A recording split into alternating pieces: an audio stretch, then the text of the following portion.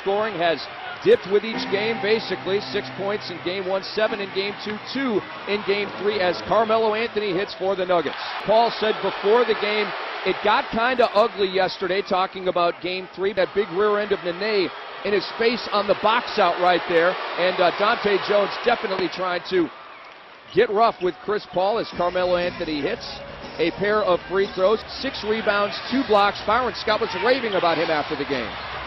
That's just too easy. I mean, defensively right now, Peja Stojakovic, David West, no communication. That little baby baseline, Jay. Back comes Melo for the Nugs, under a minute to go in the first. In rhythm, and he hits it right in Peja's face. A 22-point bulge for the Denver Nuggets. They have a long time to play, though. And the New Orleans Hornets are one of the best come-from-behind teams in the NBA, but the Melo Man hanging and hitting as he flies out of bounds. The lead back to 20 for Denver. 25 in Game 3, and looking like he might have a 30-pluser here. He is 5 of 5 for 12 points. Melo's got that look. He has that look. Guess what? The Nuggets have that look. Butler trying to check Carmelo. Wiggling, juking, firing, and he hits again. 6 of 6 start for Carmelo Anthony. He leads everybody with 14. The lead back to 22. Ball back, J.R. Smith moving and grooving. Off to his good buddy Carmelo. Down low to Chris Anderson, and the Birdman flushes. Equal foul, that hurts your team. Oh, it does hurt your team.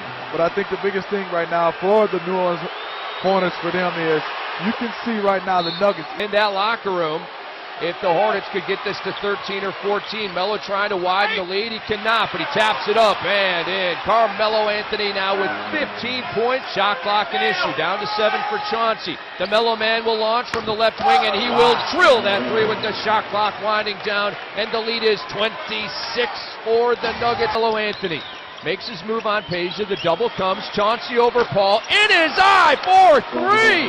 Wow. Chris Paul was so close to Chauncey Billups. They clapped hands. Kenny Gaston. Layups. Easy shots. No resistance from your team defensively. To James Posey or his rough vicinity. Melo from the right wing. Yes, it is good. And Carmelo Anthony is having a game. I start to get a little bit upset, and the referee's definitely going to keep this under control as far as the...